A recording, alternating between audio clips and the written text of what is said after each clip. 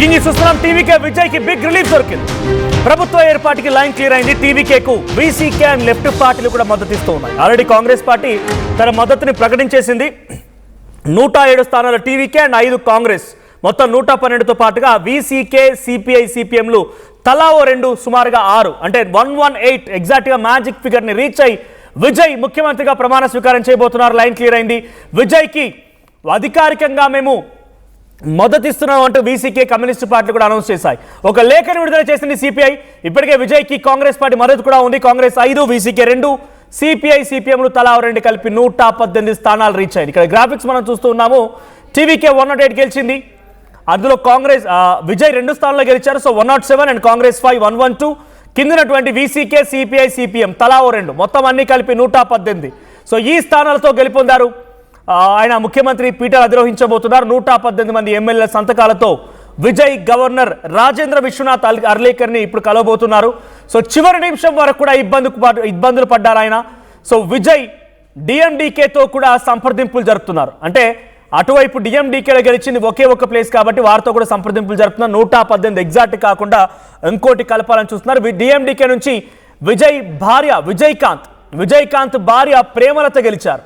So Vijayakanth భార్య ప్రేమలత గెలిచినటువంటి ఆ డిఎండికేను కూడా మాతో పాటుగా కలవాలి అని చెప్పి విజయ్ రిక్వెస్ట్ పెట్టినట్టు తెలుస్తోంది. అయితే టీవీకే ఆఫీసులో ఆల్రెడీ సంబరాలు మొదలయ్యాయి. విజయ్ ప్రమాణ స్వీకారానికి అన్ని రకాలుగా ఏర్పాటు కూడా ముమ్మరం చేస్తున్నారు. విజువల్స్ మనం చూస్తున్నాం. సంబరాలకు సంబంధించి పెద్ద మొత్తంలో బాణాసంచా పేలుస్తున్నారు, స్వీట్లు పంచుకుంటున్నారు. ఒక సంబరాల వాతావరణం కనబడుతుంది. ఒకసారి టీవీకే విజయ్ నివాసం దగ్గర ఎటువంటి సంబరాలు ఉన్నాయి, అట్ ది సేమ్ టైం ఆయన గవర్నర్ కార్యాలయానికి చేరుకోబోతున్నటువంటి ఆ కాన్వేకి సంబంధించి ఆ విజువల్ కూడా చూస్తున్నాం. భారీ బందోబస్తు ఏర్పాటు చేశారు. నిన్న వరకు గవర్నర్ రాజేంద్ర విశ్వనాథన్ అటు విజయ్ని ఎందుకు మీరు సీఎం కాన్వాయ్ కేటాయించారని చెప్పి డీజీపీని క్వశ్చన్ చేశారు, చీఫ్ సెక్రటరీని క్వశ్చన్ చేశారు. ఇప్పుడు ఆయనే అధికారికంగా విజయ్కి కాన్వాయ్ ప్రొవైడ్ చేయండి అని చెప్పే పరిస్థితి వరకు వచ్చింది. So it's a being time period అంతే. సో మనం ఒక బాక్స్ కూడా సిపిఐ మద్దతుకు సంబంధించి ఆ విజువల్ కూడా చూస్తున్నాం. 2, His Excellency, the Governor of Tamil Nadu, Raj Bhavan, Chennai, letter of unconditional support by the Communist Party of India, Legislature Party to Tamilaga Vetri Kazagan for formation of government in Tamil Nadu. Your Excellency, under the instructions of Party Secretary M. Veerapandiyan, I.T. Ramchandran, as the leader of the Legislature Party of Communist Party of India, Tamil Nadu Legislative Assembly, on behalf of our 2 MLAs, do hereby convey our unconditional support to the TVK party under the leadership of his president and legislature party leader Mr. C. Joseph Vijay for the purpose of the formation of government in the state of Tamil Nadu. So మేము మద్దతు తెలుపుతున్నామంటూ CPI ఒక లేఖను కూడా విడుదల చేసింది. అటు VCK party అధికారికంగా ప్రకటించింది, సిపిఎం కూడా అధికారికంగా ప్రకటించేసింది. సో వాళ్ళ పార్టీ లెజిస్లేచర్ లీడర్స్తో ఈ స్టేట్మెంట్ని ఇప్పించింది CPI and CPM parties. So దీనికి సంబంధించి మరిన్ని అప్డేట్స్ ప్రతినిధి కృష్ణమోహన్ మరింత లైవ్లో అందిస్తారు. కృష్ణమోహన్, సో విజయ్కి లైన్ క్లియర్ అయింది, అన్ని రకాలుగా ముందుకెళ్ళబోతున్నారు. కానీ ఎప్పటికైనా మెడ మీద కత్తిలాగా భావించాల్సిందే. ఎగ్జాక్ట్ మ్యాజిక్ ఫిగర్ మాత్రమే ఉంది, ఏ క్షణమైన ఏదైనా జరగవచ్చు. సో విజయ్ ఇంకా ఎటువంటి వ్యూహరచన చేస్తున్నారు? యాజ్ ఆఫ్ నో ముఖ్యమంత్రిగా లాంఛనమైనప్పటికీ ఎటువంటి ఏర్పాట్లు జరుగుతున్నాయి? డిఎండికేతో కూడా, విజయకాంత్ భార్యతో కూడా ఆయన కొంత చర్చలు జరుపుతున్నట్టు తెలుస్తోంది. సో ఎటువంటి చర్చలు జరుగుతున్నాయి, అవి కూడా ముందుకొచ్చే అవకాశం ఉందా? డెఫినెట్గా మన ఉదయం నుంచి కూడా మాట్లాడుతుంది. ఈరోజు ఎటువంటి పరిస్థితుల్లో లెఫ్ట్ పార్టీలు కావచ్చు, లేకపోతే విసికే కావచ్చు, ఈ 3 పార్టీలు కూడా డెఫినెట్గా తమకు విజయ్కి అవసరమైన 6 స్థానాలని క్లియర్ చేయబోతున్నాయని మన ఉదయం నుంచి ఆర్టీవీ ముందే చెప్తూ వచ్చింది. ఆ నేపథ్యంలోనే కాసేపటి క్రితమే లెఫ్ట్ పార్టీలు పూర్తిగా కూడా ఒక అధికారిక లేఖను కూడా గవర్నర్కు రాసిన పరిస్థితిని మనం చూస్తున్నాం. సో మరోవైపు రెండో విషయానికి వస్తే ఏకంగా వీసీకేకి సంబంధించిన అధినేత కూడా నేరుగా విజయ్ని కలవడానికి విజయ్ ఇంటికి కూడా చేరుకున్నారు. దీంతో ఇక పూర్తిగా క్లియరెన్స్ వచ్చేసింది. తన మ్యాజిక్ ఫిగర్కి అవసరమైన 118 స్థానాలు ఏవైతే అవసరమవుతాయో ఆ 6 స్థానాల్లో క్లియర్గా రావడంతో ఒకవైపు కాంగ్రెస్ 5, లెఫ్ట్ పార్టీలు 4, వీసీకి 2. సో ఈ 2 అవసరమైన పార్టీలు సీట్లు వెంటనే రావడంతో ఇప్పుడు కాసేపటి క్రితమే ఆయన గవర్నర్ కలవడానికి కోరారు. 4:30 లేదు 6 గంటలకు, ఈ 2 టైంలో ఖచ్చితంగా గవర్నర్కి కలవడానికి టైం కోరిన నేపథ్యంలో ఆయన ఈరోజు రాత్రి కలుపుతున్నారు. ఖచ్చితంగా ఈరోజు కలిసిన తర్వాత బహుశా రేపటి రేపటికే ప్రమాణ స్వీకారం ఏర్పాట్లు పూర్తిగా చేయాల్సిన పరిస్థితి ఉంటుంది. రేపటికే సిద్ధమవుతుంది. అది కూడా నిన్న ఎప్పుడైతే ఆగిపోయిందో, నెహ్రూ స్టేడియంలో ఆగిపోయిందో అదే స్టేడియంలో ఈ రోజు కూడా టీవీకే కార్యాలయం దగ్గర సంబరాలు జరుగుతున్నాయి. ఒకసారి విజువల్ చూద్దాం.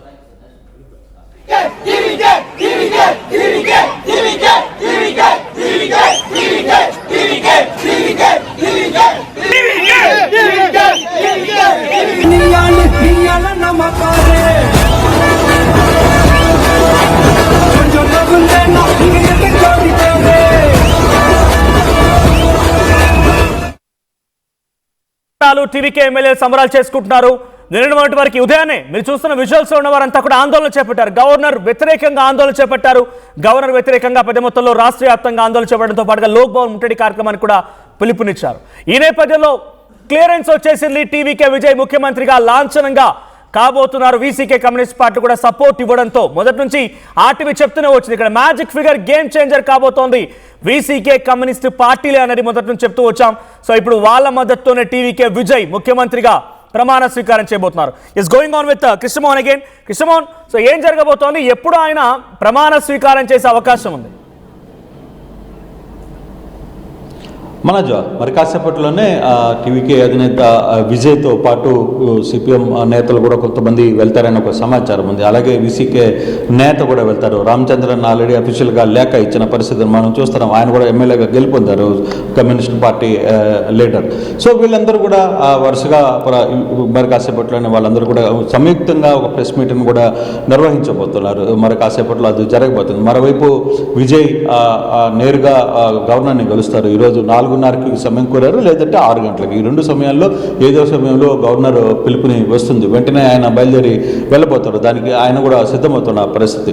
సో 6 గంటలకు కలిసిన తర్వాత రేపు ఉదయాన్నే ఎటువంటి పరిస్థితుల్లో ప్రమాణ స్వీకారం చేయాల్సి వస్తుంది అనేది గవర్నర్ చెప్తారనేది చాలా క్లియర్గా అర్థమవుతుంది. అందుకే కొంతమంది అధికారులు నెహ్రూ స్టేడియంకి చేరుకుంటున్నారు. ఇప్పుడిప్పుడే, అంటే మొన్న ఎక్కడైతే సగం పనుల్లో ఆపేసి వచ్చేసారో ఆ నెహ్రూ స్టేడియం దగ్గరికి ఇప్పుడు వెళ్తున్న పరిస్థితి. ఈరోజు రాత్రి లోపల ఎటువంటి పరిస్థితుల్లో పూర్తిగా కంప్లైంట్ చేయాల్సిన పరిస్థితి ఉంటుంది. రేపు అధికారపూర్వకంగా విజయ్ ముఖ్యమంత్రిగా ప్రమాణ స్వీకారం చేస్తారు. ఇప్పుడు తేలాల్సిన అంశం ఒకటి లైన్ క్లియర్ అయిపోయింది. విజయ్కి 3 రోజులుగా వరుసగా తమిళనాడు రాజకీయాలు రుచి చూపించారు. కొత్తగా వచ్చిన ఒక విజయ్ లాంటి వ్యక్తిని, సినిమా యాక్టర్ని, రాజకీయాలు తెలియని వ్యక్తిని సినిమా ద్వారా కొంత రాజకీయాలతో మాట్లాడుతూ వచ్చిన విజయ్ ఒక్కసారిగా ఈరోజు తమిళనాడు అధికార పీఠం మీద సీఎం హోదాలో ఆయన రేపు కూర్చోబోతున్న పరిస్థితి. సో అటువంటి పరిస్థితుల్లో అసలుకి 3 రోజులు అతను నిద్రపోలేదు. కనీసం ఫుట్బాల్ ఆడుకున్నట్టు ఆడుకున్నారు. ఇష్ట ప్రకారం వివిధ రకాల కూటములు బయటకు వచ్చే వివిధ రకాల ఈక్వేషన్స్ చెప్పారు.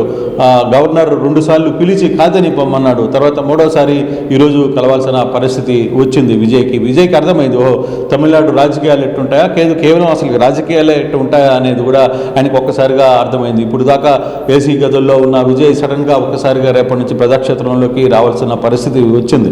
అయితే ఒకటి, ఈ వ్యవహారాలంతా చూసిన తర్వాత విజయ్ నేను మొదటి నుంచి మీకు చెప్తూనే వస్తున్నా మనోజ్, ఆయన ద్రవిడ పార్టీలను ఎటువంటి పరిస్థితుల్లో దగ్గరికి రానివ్వడానికి వీలు లేదు, ఇష్టపడటం లేదు అని మొదటి నుంచి చెప్తున్నాను నేను. అందుకే ఏఐడిఎంకే నుంచి దాదాపుగా ఒక 14 మంది ఎమ్మెల్యేలు క్లియర్గా గెస్ట్ హౌస్లో ఉన్నప్పటికీ, రిసార్ట్లో పెట్టినప్పటికీ షణ్ముఖం ఆధ్వర్యంలో వాళ్ళ డిమాండ్స్ని వీళ్ళు ముందుకు పెడుతున్నా విజయ్ ఒప్పుకోలేదు. కేవలం నేను ఏదైతే కొత్త ఇది ఉంటుందో, పట్టుదల ఉంటుందో, లేకపోతే కొత్త స్ట్రాటజీ ఉంటుందో అటువంటి నాయకులతోనే, వామపక్షాలతో వెళ్తాను, అవసరం అనుకుంటే వాళ్ళతో మాట్లాడతానని చెప్పారు. అలాగే వీసీకే లాంటి పార్టీలను కూడా ఆయన కలుపుకోగలరు, ఒక పెద్ద లీడర్ అక్కడ కూడా. సో వీళ్ళందరినీ కలుపుకోవడంలో ఆయన సక్సెస్ అయ్యారు. కాకపోతే కొంత ఆలస్యం జరిగింది, కానీ ఇది డెఫినెట్గా ముందు నుంచి విజయ్కి తన మనసులో ఉన్నమాట. ఈ 2 ద్రవిడ పార్టీల్ని మనం కానీ కలుపుకుంటే రాబోయే రోజుల్లో పెద్ద మనకి ఏంటి అంటే, రాబోయే రోజుల్లో ఇప్పుడు దాకా కూడా నేను తను చేసిన ప్రసంగాలలో మొత్తం కూడా ఈ 2 పార్టీలు కలిసి తమిళనాడుని ముందుకు రానియకుండా పూర్తిగా దోచుకుతున్నాయి, వాళ్ళ వారసత్వాన్ని దోచుకుతున్నారు తప్పితే తమిళ ప్రజలకి ఏమీ చేయలేకపోయారు ఇప్పుడు వరకు. కానీ నేను అటువంటి పరిస్థితి కాదు, వీళ్ళని దూరంగా పెట్టాలని అనుకుంటున్నానని చెప్పి పదే పదే చెప్పిన విజయ్ ఈరోజు దాన్ని పూర్తిగా సాధించారు. అంటే అన్నాడీఎంకేలో నుంచి దాదాపుగా 14 మంది ఎమ్మెల్యేలు ఒక దశలో ముందుకు వచ్చారు. తర్వాత ఏఐడీఎంకే నుంచి ఒక 10 మంది ఎమ్మెల్యేలు ఆయన టచ్లోకి వెళ్ళాలని ట్రై చేశారు. అయినా కూడా ఆయన ఒప్పుకోలే. అసలు మీ ద్రవిడ పార్టీలు ఈ 2 పార్టీలకి ఎటువంటి పరిస్థితుల్లో నేను మద్దతు ఇచ్చే సమయం లేదు, మీ మద్దతు కూడా నాకు అవసరం లేదు, అవసరమైతే ప్రతిపక్షంలో మ్యాజిక్ ఫిగర్ ఉంది. కానీ ఆయన ఎడ్జ్ లో ఉన్నారు, ఎగ్జాక్ట్ ఎడ్జ్ లో ఉన్నారు. ఎప్పుడు ఏ క్షణం ఏం జరిగినా కూడా ఆయనకి ఇబ్బంది. మరి ఇప్పటికైనా వేరే పార్టీల నుంచి తీసుకుంటే తప్ప ఆయన స్టేబుల్గా ఆయన గవర్నమెంట్ని ఒక 5 years నడిపించలేడు. అంటే ఇప్పటికైనా పొలిటికల్ గేమ్లో ఆయన సైతం మొదలు పెడతాడు అనుకోవాలా?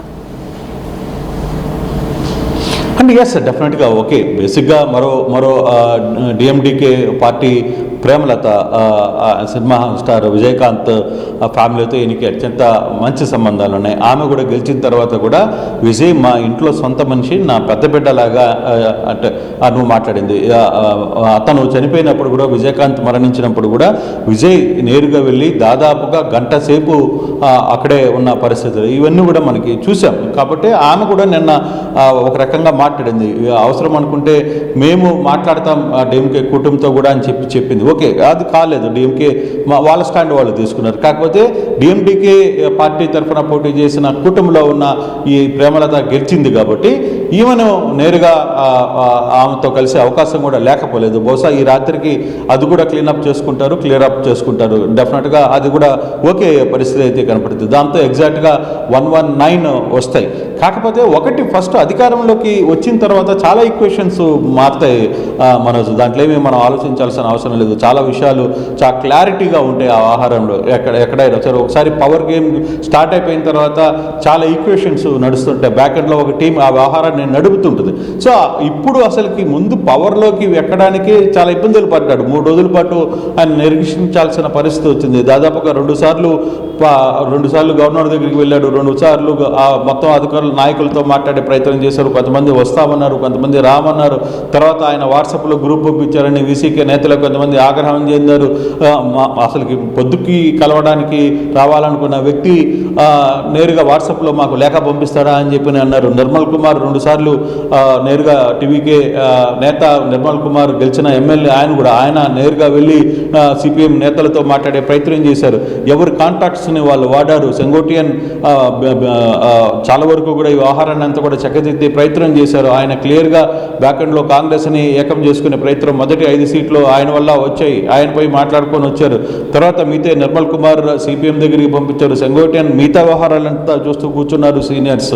తర్వాత ఆదవ అర్జున్ మిగతా వ్యవహారాన్ని చూడడంలో ఆయన సక్సెస్ అయ్యారు. సో చాలా అంటే లిమిటెడ్, బేసిక్గా అక్కడ ఎక్స్పీరియన్స్ క్యాండిడేట్స్ లేకపోవడం, పెద్ద స్థాయిలో పొలిటికల్ ఎక్స్పీరియన్స్ క్యాండిడేట్ లేకపోవడం. ఆ ఒక్క సెంగోటియనే 9 సార్లు ఎమ్మెల్యేగా ఉన్నారు. ఏఐటీతో చాలా బలమైన వ్యక్తిగా పొందిన వ్యక్తి. ఆయన సడన్గా అక్కడ విభేదించి 6 నెలల ముందే విజయ్తో రావడం వల్ల కొంత ఇవన్నీ కూడా సక్సెస్ అయ్యి. బట్ ఏదేమైనా ఈ ఓవరాల్ ఇష్యూలో మాత్రం కొంత ఇబ్బంది పడ్డాడు. ఆయనకి ఇప్పుడు అర్థమైంది అంటే రాజకీయాలు ఎలా ఉంటాయి, అందులో ప్రాంతీయ పార్టీల రాజకీయాలు ఎలా ఉంటాయి, నేషనల్ స్టైల్ వేరుగా ఉంటుంది, ప్రాంతీయ పార్టీల వ్యవహారాలు చాలా వేరుగా ఉంటాయి.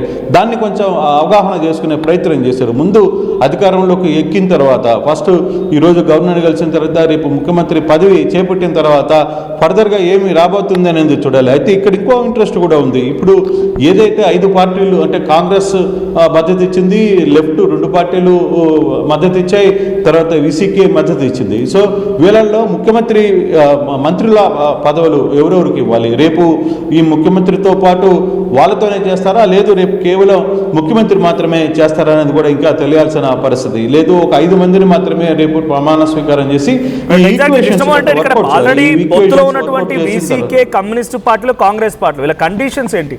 Communist party of India CPI మాత్రం అన్కండిషనల్డ్గా మేము సపోర్ట్ చేస్తున్నాం అంటున్నారు.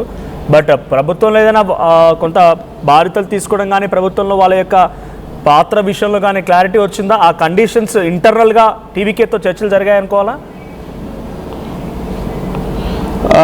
ఒకటి మనోజ్, ఇప్పుడు లెఫ్ట్ పార్టీల్లో మనం కానీ చూసుకుంటే 4 సీట్లలో ఇప్పుడు గెలిచిన రామచంద్రన్ సీనియర్, గతంలో కూడా ఆయన మంత్రిగా పనిచేశారు ఒక దశలో. పార్టీలు అటువంటి వ్యక్తుల్ని తీసుకోవడం వల్ల కూడా మంత్రివర్గంలోకి తీసుకోవడం వల్ల అందరూ కొత్త మంత్రులు, వాళ్ళకి ఏమీ తెలియదు అనే ఒక అపవాదు విజయ్కి వస్తుంది. కాబట్టి ఇటువంటి సీనియర్స్ని గెలిచినా ఇప్పుడు ఎవరైతే ఇప్పుడు సిపిఎం పార్టీలో ఉన్న రామచంద్రన్ కొంచెం సీనియారిటీ ఉంది, ఆయనకు కొంత రాజకీయాలు తెలుసు, అక్కడ ఉన్న పరిస్థితులు తెలుసు, ఆ చదువుకున్న వ్యక్తి. సో అటువంటి వ్యక్తుల్ని తీసుకోవడం వల్ల కూడా ఆ కూటమి అంటే ప్రభుత్వం ఏర్పాటులో ఆ కూర్పు అనేది కొంత బాగుంటుంది. సో పనిచేయడానికి లేకపోతే ఇతర వ్యవహారాలని నిర్వర్తించడానికి కొంత వర్కౌట్ అయ్యే ఛాన్సెస్ చాలా బాగుంటాయి. అటువంటి పరిస్థితుల్లోనే బహుశా నాకున్న సమాచారం రేపు ముఖ్యమంత్రిగా ఒకరే చేస్తారని ఒక సమాచారం ఇప్పుడే అందుతోంది. బట్ మిగతా కూర్పులు అంతా కూడా లేదు, ఇంపార్టెంట్ ఒక 2-3 తెప్పితే మొత్తం ఒకేసారి చేయాలని అనుకోవటం లేదు. ఎల్లుండి కావాలంటే మరోసారి దాన్ని మంత్రుల్ని పెట్టుకోవచ్చు. రేపు ముఖ్యమంత్రి హోదాలో విజయ్ ఒకటే ప్రమాణ స్వీకారం చేసిన తర్వాత మంత్రివర్గాన్ని ఏ విధంగా చేయాలనేది కొంత కూర్చొని చేయాలి. ఎందుకంటే ఈ టైంలో ఎవరైతే అతనికి సహకరించారో, ఎవరైతే హెల్ప్ చేశారో, విసికేలో కూడా కొంచెం సీనియర్లు ఉన్నారు, అటువంటి పార్టీ సమీకరణాలు, సామాజిక సమీకరణాలు ఇవన్నీ చూడాలి.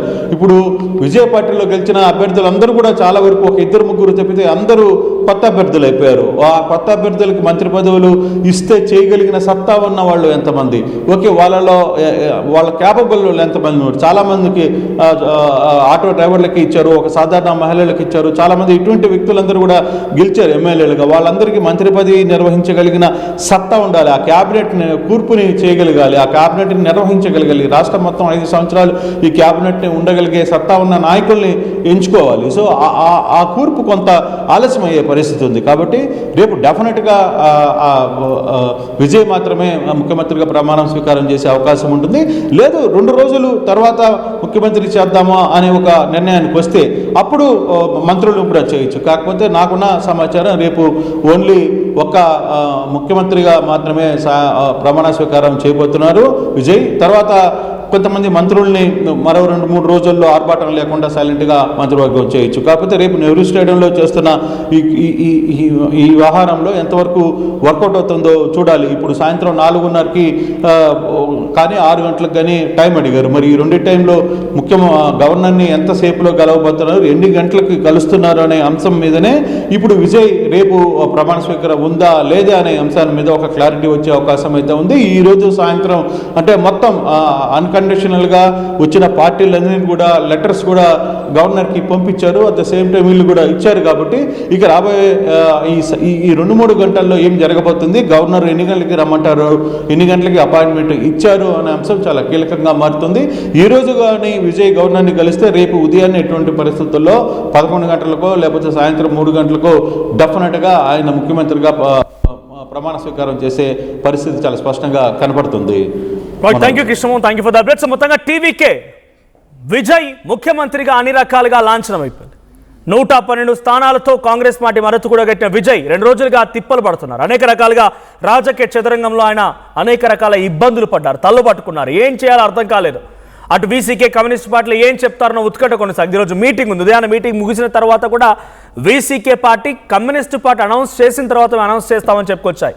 ఆ తర్వాత ఎట్టకేలకు అనౌన్స్ చేశాయి కమ్యూనిస్ట్ పార్టీ అండ్ వీసీకే అన్ని కలిసి మేము మద్దతు ఇస్తున్నామని చెప్పి. సో ఓవరాల్గా 118 మ్యాజిక్ ఫిగర్ రీచ్ అయింది. ఆయన మరి కాసేపట్లో గవర్నర్ కలవబోతున్నారు, ప్రభుత్వాన్ని ఏర్పాటు చేయబోతున్నారు. రేపు అట్టహాసంగా విజయ్ ప్రమాణ స్వీకారం చేయబోతున్నారు. ఇక రేపు విజయ్ ప్రమాణ స్వీకారం చేయబోతున్న నేపథ్యంలో కొంత టీవీకే పార్టీ సంబరాలు మొదలుపెట్టింది. ఆ సంబరాలకు సంబంధించి విజువల్స్ కూడా మనం చూస్తున్నాం. సో అనేక రకాల రాజకీయ ఎత్తుగడల తర్వాత, వ్యూహం తర్వాత విజయ్ ముఖ్యమంత్రిగా ప్రమాణ స్వీకారం చేస్తున్నారు. బట్ ఇంకా ఆయన జాగ్రత్తగా ఉండాల్సిందే. కత్తిమీరి సాము లాంటిదే ఆయన చేసేటువంటి ఈ ప్రభుత్వం, ఏర్పాటు చేయబోయేటువంటి ప్రభుత్వం. డెఫినెట్గా మెడ మీద కత్తి ఎప్పుడూ వేలాడుతూనే ఉంటుంది, బికాజ్ మ్యాజిక్ ఫిగర్ ఎగ్జాక్ట్గా ఉంది కాబట్టి. ఇక డిఎండికేకి సంబంధించిన పార్టీ నేత ప్రేమలతను కూడా ఆయన తనకు సపోర్ట్ ఇవ్వాలని చెప్పి కోరే అవకాశం కనబడుతోంది విజయకాంత్ భార్య ప్రేమలత డిఎండికే తరఫున గెలుపొందారు. సో తన సపోర్ట్ కూడా విజయ్ తీసుకోవాలనుకుంటున్నారు. ఆవిడతో కూడా ఆల్రెడీ చర్చలు మొదలైనట్టు తెలుస్తోంది. ఇక రేపు విజయ్ ఒక్కరు మాత్రమే ప్రమాణ స్వీకారం చేసే అవకాశం కూడా ఉంది. ఆ తర్వాత ముఖ్యమంత్రి ఆయన మంత్రివర్గంలోకి ఎవరెవరికి అవకాశం కల్పిస్తారు, ఎవరు ఉంటారని చూడాల్సిన అవసరం అయితే ఉంది. సో విజయ్ విన్నింగ్ పైన ముఖ్యమంత్రిగా ప్రమాణ స్వీకారం చేయడం అనేది కొంత బిగ్గెస్ట్ హ్యాపనింగ్. ఒక సినిమా సీరియల్ తరాలు జరిగిన అనేక రకాల వ్యూహాల తర్వాత జరుగుతోంది. సో మీ అభిప్రాయం ఏంటి? కామెంట్ చేయండి ఒకసారి. టీవీకే విజయ్ గెలుపుతో అక్కడ ముఖ్యమంత్రి పదవిని ఆయన వీసీకే కమ్యూనిస్ట్ పార్టీ సపోర్ట్తో ఏర్పాటు చేయబోతున్న నేపథ్యంలో టీవీకే కార్యాలయం దగ్గర సంబరాలు చేసుకుంటున్నారు. ఒకసారి విజువల్ చూద్దాం.